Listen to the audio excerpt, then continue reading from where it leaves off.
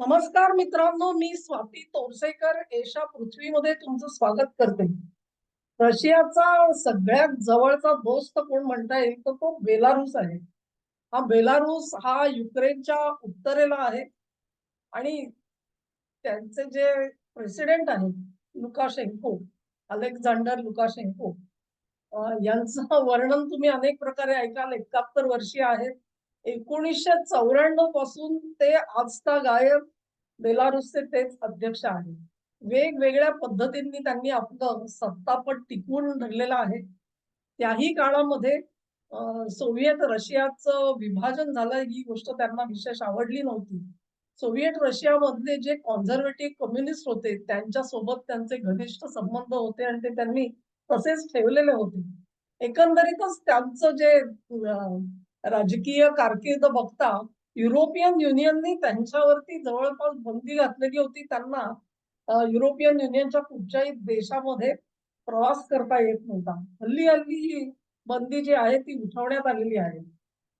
Lukashenko यांचं दुसरं वैशिष्ट्य असं की ते पुतीनचे अतिशय जवळचे सहकारी मानले जातात. तर कारण असं की पुतीनमुळेच त्यांना आज सत्ता प्राप्त झालेली आहे आणि त्यांचं सत्तापट टिकून राहिलेलं आहे. त्याची जी परतफेड आहे ती अर्थात पुतीन हे त्याला काय म्हणतो आपण पहुंचावा राजकारणी म्हणतात तसे आहेत.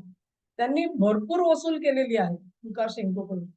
बेलारूस ची भूमी जी आहे ती ट्रेनिंग देण्यासाठी, त्याच्यानंतर तिथे वेगवेगळ्या पद्धतीचे टेहळणीची सगळी आपली संयंत्रणा उभारण्यासाठी, अ, अशा प्रकारे मिसाईल्स उभी करण्यासाठी, अशा प्रकारे बेलारूसची भूमी ही पुतीननी अशी वापरली की तो जणू काही रशियाचा एक अविभाज्य भाग आहे. आता प्रश्न असा आला की गेल्या काही दिवसामध्ये युक्रेनने जो हल्ला चढवला रशियावरती, त्याच्यानंतर विविध प्रकारच्या बातम्या येत होत्या आणि मी एका ह्याच्यात म्हटलं, की हे हल्ले फारसे गंभीर नाहीयेत. पण ते गंभीर जरी नसले तरी देखील रशियाने त्याची गंभीर दखल मात्र घेतलेली आहे. कारण याच लाईनवरती जर का युक्रेन पुढे चालत राहिला, तर आपल्याला कदाचित युद्धामध्ये हार पत्करावी लागेल.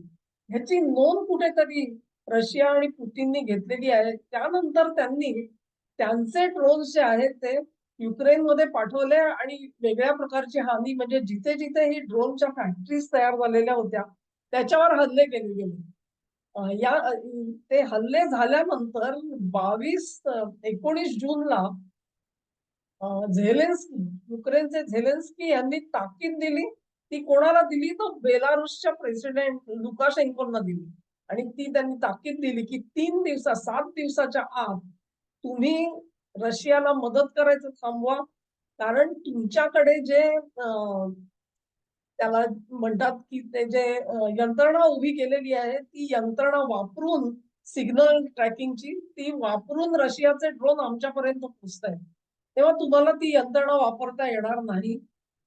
तुम्ही जर का ती बंद केली नाही तर ती आम्हाला करावी लागेल, असं झेलेन्स्कींनी सांगितलं. आणि शिवाय जो कोणी रशियाला अशा प्रकारे मदत करतोय तो आमच्या रोषाला कारणीभूत होईल.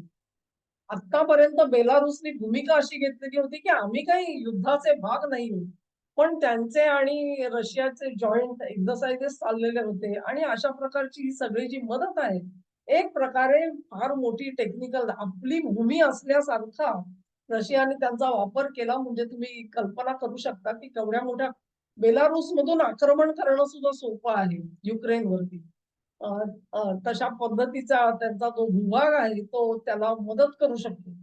झेलेन्स्की यांची ताकीद ऐकल्यानंतर लुकाशेंकोंना पाय लटपटायला लागले अक्षरशः आणि त्यांनी 22 जूनला ती सगळी यंत्रणा बंद करून टाकली. ते ट्रान्सपॉन्डर बंद केल्यानंतर रशियाकडून जे हल्ले होत होते त्याच्यामध्ये बाधा यायला लागली. म्हणजे युक्रेनच्या सीमेवरचे जे त्यांचे जे आर्मीचे लोक आहेत त्यांनी सांगायला सुरुवात केली की शाहेद ड्रोन जे आमच्याकडे एवढ्या प्रचंड संख्येने येत होते त्यांच्या संख्येमध्ये लक्षणीय घट झालेली आहे. आणि ही घट का झाली तर ती यंत्रणा ही सोबतीला हजर नव्हती म्हणून. ही बाब आता 22 तारखेला त्यांनी ते सगळं बंद केल्यानंतर पुतीन यांनी ताबडतोब मेसेज धाडला की मला भेटायला या म्हणून. मी म्हटलं त्याप्रमाणे लुकाशेंको यांच्या डोक्यावरती पुतीन यांचा वरदहस्त आहे. म्हणजे मी तर काही कार्टून्स अशी बघितलेली आहेत की लुकाशेंको हे पुतीनच्या मांडीवर लहान मूल असल्यासारखे बसलेले आहेत. कारण त्यांची सत्ताच मुळे पुतीनच्या सपोर्टवरती आजपर्यंत अबाधित राहिलेली आहे. तेव्हा लुकाशेंकोला धावत पुतीनच्या भेटीसाठी जावं लागलं. 24 जूनला म्हणजे केवळ 2 दिवसामध्ये म्हणजे 19 जूनला धमकी आली, 22ला यंत्रणा बंद झाली. 24ला लुकाशेंको हे रशियात पोहोचले. त्यांनी पुतीनशी बोलणी केली आणि त्यांना सज्जड दम भरला असणार आहे, की हे काही चालणार नाही, तुम्हाला या सगळ्यामध्ये भाग घ्यावा लागेल. किंबहुना बेलारूसची जी सीमा आहे, ती सीमा मला नॉर्दर्न फ्रंट उघडायची आहे. नॉर्दर्न फ्रंट म्हणजे युक्रेनची नॉर्दर्न फ्रंट. मी म्हटलं तसं बेलारूस हा उत्तरेला आहे युक्रेनच्या. तेव्हा तिथून युद्ध सुरू करायचं आहे असं रशियाने सांगितलं. अर्थातच हे युद्ध सुरू करायचं म्हणजे बेलारूसचे सैनिक जे आहेत ते तिथे वापरले जातील आणि ते सैनिक वापरले जाणार असतील तर पुढची भरती सुद्धा बेलारूस मधून करावी लागेल. हे सगळं सत्य जे आहे ते अचानक काजवे चमकले डोळ्यांसमोर आणि लुकाशेंको अत्यंत मी म्हणेन विमनस्क मनस्थितीमध्ये आपल्या राजधानीत परतले आणि त्यांनी पहिला मेसेज जर कोणाला केला असेल तर तो बीजिंग मध्ये शी जिनपिंग यांना. अशा प्रकारे उत्तरेची आघाडी उघडायची, त्याच्यामध्ये आपण सहभाग तर ठेवायचा. कदाचित लुकाशेंकोंनी पुतीनला विचारलं असेल की तुम्ही आमचं संरक्षण करू शकता का या सगळ्यात. जर का युरोपनी आम्हाला जर का टार्गेट बनवलं तुम्हाला मदत करण्यासाठी म्हणून माझ्यावर हल्ले सुरू झाले तर तुम्ही माझं संरक्षण कसं करणार. त्याला पुतीननी फारसा काही रिस्पॉन्स दिलेला दिसत नाही आणि पुतीनची अशी हमी ही कदाचित दिली सुद्धा असेल परंतु ती हमी काही पुरेशी नाही हे जाणून लुकाशेंको बीजिंगला पोहोचले. शी जिनपिंग यांच्याशी भेट घेतली आणि आपल्याला माहितीये चीन किती बिलंदर आहे तो. चीन सगळ्यांना हा हा उतर उतर तू युद्धात उतर, तू उतर पाण्यामध्ये, मी तुला शस्त्रास्त्र पुरवतो, काही प्रश्न नाहीये, टेक्नॉलॉजी पुरवतो, सगळं करतो, तू तुझे सैनिक घे आणि तू युद्धामध्ये उतर. आता हे आश्वासन तर कोणी देऊ शकतं कारण अखेर चीन त्या हत्यारांची किंमत सुद्धा वसूल करणारच आहे. त्यामुळे त्यांचं काय जातंय, त्यांना हत्यार द्यायला काहीच प्रॉब्लेम नाहीये. हे शी जिनपिंग यांचं उत्तर ऐकून लुकाशेंको आता परतलेले आहे. या सगळ्यामधून तुम्हाला दोन गोष्टी दिसून येतील की युरोप मधली जे सत्ता समीकरण जे आहे ते बदललेलं आहे. त्याच्यात आणखी दोन गोष्टी झालेल्या आहेत. त्या अशा की आम्ही युक्रेनशी बोलणी करायला तयार आहोत. म्हणजे गेल्या वेळी जी थेट युक्रेनशी बोलणी झाली, we can pick up the thread from there असं रशियाने सूचित केलेलं आहे. म्हणजे त्यांना आता अमेरिका नको आहे मध्यस्थ म्हणून, थेट युक्रेनशी बोलणी करायला ते तयार झालेले आहेत. दुसरी गोष्ट अशी की 4 जुलै हा स्वातंत्र्य दिन झाला अमेरिकेचा. त्या निमित्ताने पुतीन यांनी ट्रम्प यांना एक अभिनंदनपर मेसेज तर पाठवला सोशल मीडियात, परंतु त्यांनी फोन सुद्धा केलेला होता आणि हा फोन जवळजवळ 1 तास 25 मिनिटं म्हणजे जवळजवळ 1.5 तास चालला. आता 1.5 तास दोन राष्ट्रप्रमुख काय एकमेकांचं अभिनंदन करण्यामध्ये घालवत नाहीत. वेगवेगळ्या विषयांवरती जरूर चर्चा झाली असेल आणि पुतीन यांनी पुन्हा एकदा शस्त्रसंधीसाठी उत्सुकता दाखवली असं म्हटलं जाते. शस्त्रसंधी तर कधीच होऊ शकला असता पण रशिया डोनेट्स रिजन जो आहे तो सोडायला तयार नाहीये, हा प्रॉब्लेम आहे. आणि त्याचा जो प्रॉब्लेम हा कसा आहे